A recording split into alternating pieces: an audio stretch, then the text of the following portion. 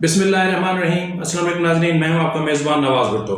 नाज़रीन, वज़ीर आज़म की सदर से मुलाकात, फिर बिलावल भुट्टो ज़रदारी का तलब किया जाना, उसके बाद फिर वज़ीर आज़म शहबाज शरीफ और बिलावल भुट्टो ज़रदारी का मौलाना फजल रहमान से मिलना, और उसके बाद फिर मौलाना फजल रहमान की पीटीआई से मुशावरत, और उसके बाद फिर मौलाना का ख़राब रवैया और ख़तरनाक तरीन लहजा और ख़तरनाक तरीन उनकी ज़बान और उनके अल्फाज ये ज़ाहिर करते हैं कि अभी तक 26वें आईनी तरमीम के हवाले से किसी किस्म का कोई इत्तफाक राय नहीं हो सका।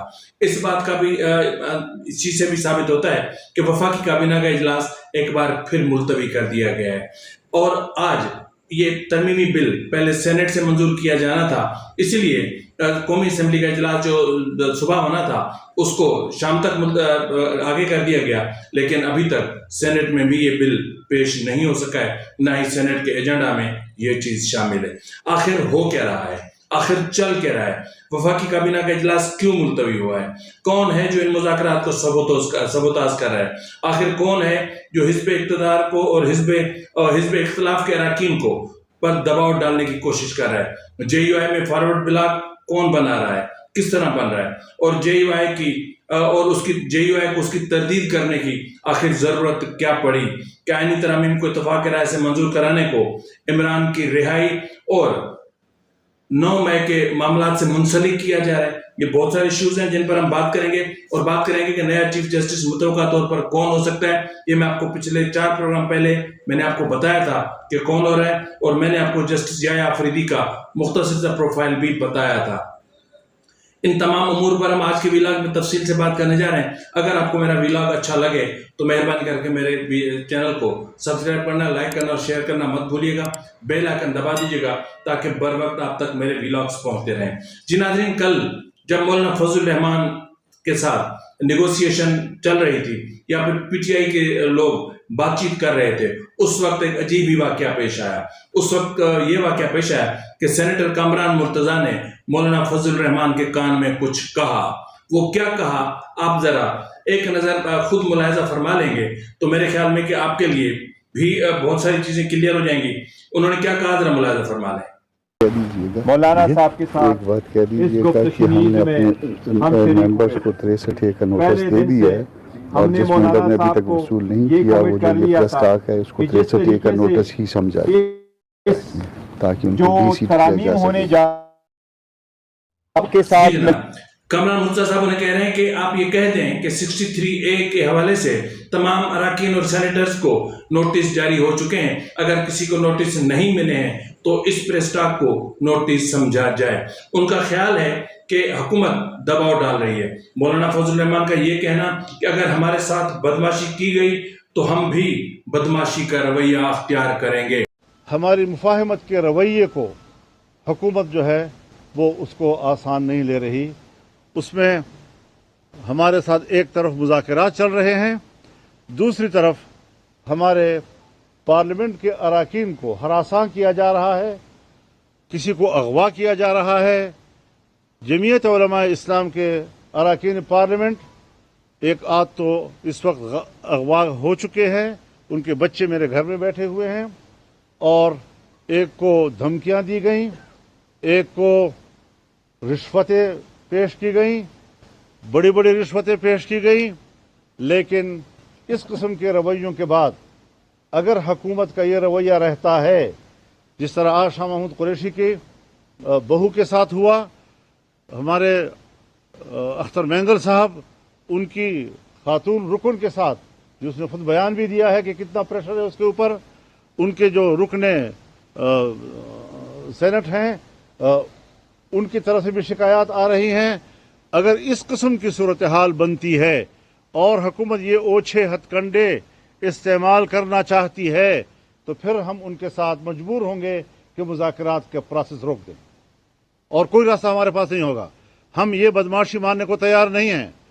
हम से बात करो एहतराम के साथ जवाब देंगे, दलील के साथ बात करो, दलील के साथ जवाब देंगे, पूरे एहतराम के साथ देंगे, आपको मुतमईन करेंगे, आप हमें मुतमईन करें। ये सियासत का मैदान है। लेकिन जो हरकतें आप कर रहे हैं पाकिस्तान की तारीख में भी हमने ये कबूल नहीं की, आज भी इसको कबूल नहीं किया जा सकता। अगर आपका रवैया बदमाशी का होगा तो फिर हम भी अपना रवैया बदमाशी का जानते हैं। आखिर ये चल क्या रहा है? ऐसा लग रहा है जैसे तरामीम के नाम पर हर कोई अपने मफादात का हसूल चाहता है। हुकूमत अपनी मर्जी का चीफ जस्टिस चाहती है, अपनी मर्जी की सुप्रीम कोर्ट चाहती है, अपनी मर्जी का चीफ इलेक्शन कमिश्नर चाहती है, अपनी मर्जी का चीफ ऑफ आर्मी स्टाफ चाहती है, और अपनी मर्जी के जितने भी बड़े मनसब हैं वो अपनी मर्जी के चाहती है। मौलाना फजल रहमान को खैबर पख्तूनख्वा की गवर्नरशिप, बलूचिस्तान और वफाक में शराकत इक़्तिदार और फिर सदर मुमलकत का ओहदा चाहिए। पीटीआई हर सूरत इमरान खान की रिहाई की ख्वाह है और 9 मई के मुकदमात से निजात चाहती है। इसलिए पीटीआई वही अपना जो उनका रिवायती हरबा है डिले टेक्निक्स का, वही यूज कर रही है।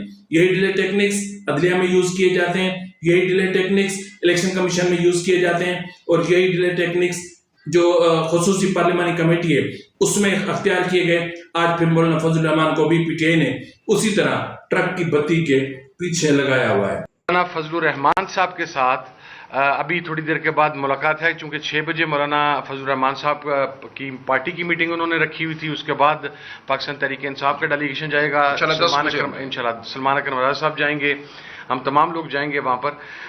उसके अंदर मैं सिर्फ आपको एक बात क्लैरिफाई कर दूं जी, वो आज हमने कमेटी के अंदर भी बतला दी है कि इवन अगर मौलाना फजल रहमान साहब के साथ किसी बात पर हमारा इत्तफाक राय होता है तो भी ये हतमी नहीं है। इसकी मंजूरी इमरान खान साहब ने देनी है, इसकी फाइनल अप्रूवल इमरान खान साहब ने देनी है, और अगर इमरान हमसे ये अप्रूवल करवानी है तो फिर पाकिस्तान तहरीक इंसाफ और उसके इत्तेहादियों की क़यादत को इमरान खान साहब तक एक्सेस देनी पड़ेगी। अगर हम देखें तो अदलिया को इन तरामीम से एलर्जी है, क्योंकि इन तरामीम से अदलिया के अख्तियारात वाले दांत और वो पर ही कट जाएंगे जिन पर जजेस उड़ते हैं, जिन दांतों से वो आइन को काटते हैं और आइन में अपना जहर घोलते हैं और अपनी मर्जी से उसे रीराइट करने की कोशिश करते हैं। और चाहिए तो वकला को अपनी मर्जी की अदालतें चाहिए ताकि उन्हें पहले जजेस के साथ सेटिंग करनी पड़े और उसके बाद फिर अपनी मर्जी के फैसले लिए जाने चाहिए। इसी वजह से पाकिस्तान पीपल्स पार्टी को क्या चाहिए? पाकिस्तान पीपल्स पार्टी हर सूरत चाहती है कि सुप्रीम कोर्ट के जजेस को जो बेतहाशा अख्तियारात हैं वो उनके वापस लिए जाएं और उनको पार्लियामान के ताबे किया जाए। इस वक्त मैंने जैसे पहले कहा कि घमसान की जंग जारी है, हर तरफ धूल उठी हुई है, अफवाहों का बाजार गर्म है और कोई नहीं जानता कि हतमी तौर पर जब मुसवदा टेबल होगा तो उसकी शक्ल और सूरत क्या होगी।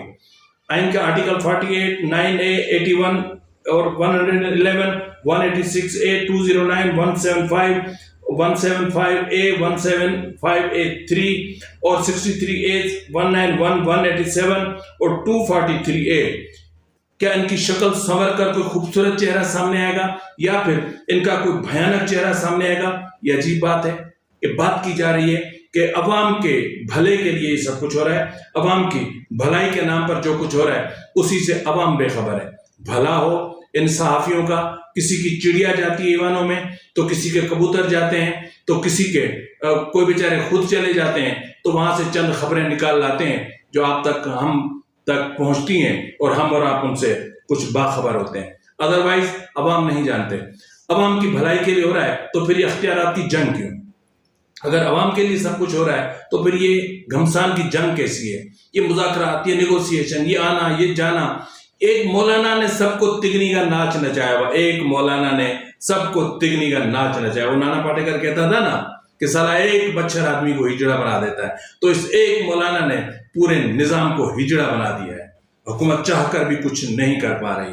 तो जिस तरह मैंने आपसे कहा कि मौलाना के साथ कामरान मुर्तज़ा ने जो बात की उसका जो उसको अगर हम उसको इंटरप्रेट करें तो वो ये है कि जेयूआई के अंदर फॉरवर्ड ब्लॉक बन चुका, हुकूमत ये सब चीजें करके अपनी मर्जी, आखिर में यही होगा कि सब बाहर बैठे होंगे और हुकूमत तरामीम कर चुकी होगी। मैंने कहा कि आखिर वो कौन है जो हिज़्ब इख्तिलाफ के अरकान पर दबाव डाल रहा है? जी वो आप भी जानते हैं, मैं भी जानता हूँ। जेयूआई में फॉरवर्ड ब्लॉक बन चुका, जेयूआई को इसकी तरदीद करनी पड़ी और नोटिस के इजरा की बात करनी पड़ी कि आईनी तरामीम को इत्तफाक राय से करवाने के लिए जी बिल्कुल इमरान खान से इसको मुंसलिक कर दिया गया। عمران خان کی رہائی سے، 9 مئی کے مقدمات کے خاتمے سے، اور پھر پی ٹی آئی کی قیادت پر جتنے مقدمات ہیں وہ واپس کیے جائیں، ان کو ایز اے پارٹی تسلیم کیا جائے، الیکشن کمیشن سے نوٹیفائی ہو، اور ان کی جو ریزرو سیٹس ہیں وہ ان کو الاٹ کی جائیں۔ یہ ان کا معاملہ ہے، لیکن جو اصل چیزیں ہیں وہ یہ ہے کہ جو 19ویں آئینی ترمیم جو ہے وہ ان کے جو چیزیں سامنے آئی ہیں اس کے مطابق 26ویں آئینی ترمیم میں کے بعد 19ویں آئینی ترمیم کو بھی مکمل طور پر ختم کر دیا جائے گا۔ وزیر اعظم اور وفاقی کابینہ کے ایڈوائس پر ہونے والے فیصلوں کو بھی کہیں چیلنج نہیں کیا جائے گا۔ کوئی عدالت یا اتھارٹی ان فیصلوں کے خلاف کارروائی نہیں کر سکے گی، جبکہ آرٹیکل 63A میں بھی ترمیم ہوگی اور فلور کراسنگ پر نااہلی ختم کرنے کی تجویز دی گئی ہے۔ اس کے علاوہ نئی آئینی ترمیم میں چیف الیکشن کمشنر کا تقرر کا نیا طریقہ وضع کرنے کا بھی فیصلہ کیا گیا۔ وزیر اعظم اور اپوزیشن لیڈر میں اتفاق نہ ہوا تو چیف الیکشن کمشنر کا تقرر پارلیمانی کمیٹی کرے گی۔ دوسری جانب اگر دیکھیں تو مجوزہ 26ویں آئینی ترمیم پر حکومتی مسودے کے نکات جو سامنے آئے ہیں ان کے مطابق جو مسودہ ہے وہ 12 صفحات اور 24 نکات پر مشتمل ہے، اور اس میں کہیں بھی آئینی عدالت کا کوئی ذکر نہیں ہے اور نہ ہی کوئی آئینی بینچ کا ذکر ہے، یہاں صرف آئینی ڈویژن کی تجویز ہے، یعنی آئینی ڈویژن بنے گی۔ آرٹیکل 191 کو اگر ہم دیکھیں تو اس میں ججز کی تعداد کمیشن مقرر کرے گا۔ ججز کے لیے ممکنہ حد تک تمام صوبوں کے برابر نمائندگی دی جائے گی۔ سپریم کورٹ کا کوئی جج اوریجنل جورسڈکشن میں رہ کے سماعت نہیں کر سکے گا۔ 100 موٹو کے مقدمات کا مجاز نہیں ہوگا۔ سپریم کورٹ کا کوئی جج آئینی اپیلوں یا صدارتی ریفرنس کی سماعت کا مجاز نہیں ہوگا۔ اب اس میں اگر آپ دیکھیں تو آئینی ڈویژن متن کے مطابق جو ہے آئینی ڈویژن جو ہوگا وہ 100 موٹو اوریجنل جورسڈکشن کی سماعت اور فیصلے کا جو ہے وہ 3 رکنی بینچ قائم کرے گا۔ صدارتی ریفرنس کی سماعت اور فیصلہ بھی 3 رکنی بینچ کرے گا۔ آئینی اپیلوں کی سماعت اور فیصلہ آئینی ڈویژن کا 3 رکنی بینچ کرے گا۔ آگے کہتے ہیں کہ جی آئینی ڈویژن سپریم کورٹ کے 3 سینئر ججز تشکیل دیں گے، اور سپریم کورٹ میں آئینی ڈویژن کا دائرہ اختیار میں زیر التوا کیسز اور نظر ثانی درخواستیں منتقل ہوں گی۔ آگے کہہ رہے ہیں مسودے میں chairman joint chiefs services chiefs کے دوبارہ تقرر اور توسیع کی جو قوانین کو آئینی تحفظ حاصل ہوگا، یعنی جو آئین کا آرٹیکل ہے 243A میں ایک نئی شک شامل کی گئی ہے 5، جس کے مطابق ان قوانین میں کوئی رد و بدل نہیں کی جا سکے گی، اور یہ 8ویں شیڈول ایک نیا شیڈول متعارف کرایا گیا ہے، یعنی اس میں فوج کو باقاعدہ بااختیار اور طاقتور بنانے کی کوشش کی گئی ہے۔ ہائی کورٹس کے پاس 100 موٹو لینے آرٹیکل 175 ہائی کورٹس کے پاس 100 موٹو نوٹس لینے کا اختیار نہیں ہوگا۔ جوڈیشل کمیشن کی موجودہ ارکان برقرار رکھے گئے ہیں۔ 4 ارکان پارلیمنٹ شامل کیے جائیں گے۔ کمیشن کی 1/3 ارکان چیئرپرسن کو تحریری طور پر اجلاس بلانے کی سزا کر سکتے ہیں۔ آگے جی آرٹیکل 179 ہے جس میں ترمیم کی گئی، جس کے مطابق چیف جسٹس کی مدت زیادہ سے زیادہ 3 سال ہوگی، اور چیف جسٹس کی عمر 65 سال سے بھی کم ہوگی تو ریٹائر ہو جائیں گے۔ یعنی اب یہ باؤنڈ نہیں ہے کہ ایک جج بھلے اس کی عمر اگر 50 سال ہے تو 65 سال تک بیٹھے رہیں۔ تو اس حساب سے اگر ہم دیکھتے ہیں تو بہت ساری چیزیں ہو رہی ہیں۔ مثال کے طور پر میں آپ کو بتاتا چلوں کہ جو جوڈیشل کمیشن بنے گا وہ ناقص کارکردگی کی بنیاد پر ججوں کو فارغ بھی کر سکے گا، اور اس کے حساب سے 2 چیزیں ہیں کہ جسٹس منیب اختر کا کنڈکٹ اور پھر جو ان کی جو کارکردگی ہے اس کے بنیاد پر جسٹس منیب فارغ، اور پھر جسٹس منصور علی شاہ وہ کنٹراورشل ہو چکے۔ پی ٹی آئی کا احسان ماننا چاہیے انہیں کہ وہ بھی پی ٹی آئی کے اس کلٹ کا شکار ہوئے جس کا جنرل فیض حمید، جنرل قمر جاوید باجوہ اور بہت سارے لوگ ہوئے۔ اب باقی رہ جاتے ہیں یہ جو شفٹ شامل کرنی پڑی، مدت کا تعین کرنا پڑا، اس کی ایک بنیادی وجہ ہے، وہ ہے جسٹس یحییٰ آفریدی۔ جی ناظرین، جسٹس یحییٰ آفریدی 22 جنوری 2030 کو ریٹائر ہوں گے۔ اب اگر ان کو چیف جسٹس بنا دیا جاتا ہے، جس طرح 3 ججز جائیں گے، 3 ججز کا پینل جائے گا، اس میں سے جسٹس یحییٰ آفریدی کو چیف جسٹس بنا دیا جاتا ہے، تو ان کی ریٹائرمنٹ کی جو تاریخ ہے وہ 22 جنوری 2030 ہے۔ تو کیا 22 جنوری 2030 تک یہ چیف جسٹس رہیں گے؟ نہیں رہ سکتے۔ 3 سال کی حد مقرر کر دی گئی ہے، اور اسی دوران بھلے عمر کتنی ہو یہ اس طرح کر دیا جائے گا۔ آرٹیکل 63A میں ترمیم ہوگی، اور دوہری شہریت کے حامل الیکشن لڑنے کے لیے اہل قرار پائیں گے، کیونکہ کمراہ اتحاد اور سیاستدان اور یہ جتنے بھی بڑے ڈرامے باز ہیں نا، یہ سب وہ ہیں کہ جو دوہری شہریت رکھتے ہیں۔ کوئی امریکہ کا شہری ہے، کوئی کینیڈا کا، کوئی برطانیہ کا، حلف وہاں کے، وفاداری وہاں کی، لیکن دولت یہاں سے لوٹتے ہیں۔ تو اس لیے الیکٹ ہونے کے بعد 90 روز میں ان کو غیر ملکی شہریت ترک کرنی ہوگی۔ آرٹیکل 63A میں بھی ترمیم ہوگی اور منحرف رکن کا ووٹ شمار ہوگا۔ آرٹیکل 48 میں سے وزیر اور وزیر مملکت کے لفظ حذف کیے جائیں گے۔ صرف کابینہ یا وزیر اعظم کو صدر کو بھجوائی گئی سمری کو کسی عدالت میں چیلنج نہیں کیا جا سکے گا، یہ بھی اس میں شامل ہے۔ آرٹیکل 81 میں ترمیم سے supreme court, supreme judicial council اور انتخابات کے لیے فنڈز، لازمی اخراجات شامل ہوں گے۔ آرٹیکل 111 میں ترمیم سے صوبائی مشیروں کو بھی اسمبلی میں خطاب کا حق دیا جائے گا۔ آرٹیکل 184(3) کے تحت سو موٹو یا ابتدائی سماعت کے مقدمات میں سپریم کورٹ صرف درخواست میں کی گئی استدعا کی حد تک فیصلہ جاری کرے گی۔ آرٹیکل 186A میں ترمیم سے سپریم کورٹ مقدمہ اپیل کسی اور ہائی کورٹ کو منتقل کرنے کی مجاز ہوگی۔ سپریم کورٹ مقدمہ اپیل خود کو بھی منتقل کر سکتی ہے، یعنی اس میں جو پہلے ججز کرتے تھے آرٹیکل 187 کا اپنی مرضی کے مطابق جو استعمال کرتے تھے اب وہ نہیں کر سکیں گے۔ آرٹیکل 187 یعنی مکمل انصاف کی فراہمی کے نام پر آئین کو جس طرح روندا جاتا تھا اب اس طرح نہیں ہوگا۔ اس وقت جو بنیادی ایشو ہے وہ یہ ہے کہ ترامیم تو ہوں گی، ہر صورت میں ہوں گی، آج نہیں ہوگی تو کل ہوں گی، آج ویسے نہیں ہو رہی کیونکہ کابینہ کا اجلاس ملتوی ہو چکا ہے، مولانا کا لہجہ اور ان کا موڈ بالکل خراب ہو چکا ہے، اب وہ کسی صورت ان ترامیم کا فی الحال حصہ نہیں بن رہے۔ رات بلاول بھٹو زرداری اور شہباز شریف کی ملاقات ناکام رہی، اتفاق رائے ابھی تک نہیں ہو پا رہا۔ مولانا فضل الرحمان منصور علی شاہ سے دستبردار ہونے کے لیے تیار نہیں ہے، پی ٹی آئی منصور علی شاہ سے دستبردار ہونے کے لیے تیار نہیں ہے، اور حکومت جو 2 قدم پیچھے ہٹی تھی آئینی عدالت سے، اب اس نے بھی جو ہے وہ اس پہ اس نے کہا کہ منصور علی شاہ کو ہم نہیں دیکھنا چاہتے، منیب کو ہم نہیں دیکھنا چاہتے۔ اب کو یاد ہے میں نے ایک پروگرام میں کہا تھا کہ ان کو ناپسندیدہ شخصیات قرار دے دیا گیا ان دونوں جج صاحبان کو۔ تو اس وقت ایک ادھم سا مچا ہوا ہے، اس وقت اتنی دھول ہے کہ جتنے بھی معاملات بیک وقت ہو رہے ہیں نا ان کو سمرائز کر کے آپ کی خدمت میں پیش کرنا ہمارے لیے بہت مشکل ہو گیا ہے۔ ہمیں سمجھ میں نہیں آتی کہ ہم کن خبروں کو اپنے تجزیے کا یا اپنے بات چیت کا حصہ بنائیں، کن کو نہ بنائیں، کن کو چھوڑیں، کن کو نہ چھوڑیں، کون سی چیز آپ تک پہنچی ہے، کون سی چیز نہیں پہنچی، یہ انتخاب کرنا ہمارے لیے بھی تھوڑا سا کٹھن ہو جاتا ہے۔ تو بہرحال یہ عجیب ماجرا ہے کہ عوام کے نام پر سب کچھ ہو رہا ہے لیکن عوام ہی بے خبر ہیں، عوام ہی نہیں جانتے کہ ان کی بھلائی کس میں ہے۔ کیا ان ترامیم میں یہ چیز شامل کی گئی ہے کہ کسی بھی عدالت میں، چاہے وہ چھوٹے سے چھوٹی سول کورٹ ہو یا پھر سپریم کورٹ ہو، اس میں جو مقدمہ جائے گا کیا اس کے لیے وہ ٹائم فریم مقرر کیا گیا؟ اگر ATC کے مقدمات میں ٹائم فریم 90 ڈیز رکھا جاتا ہے تو ان میں کیوں نہیں رکھا جاتا؟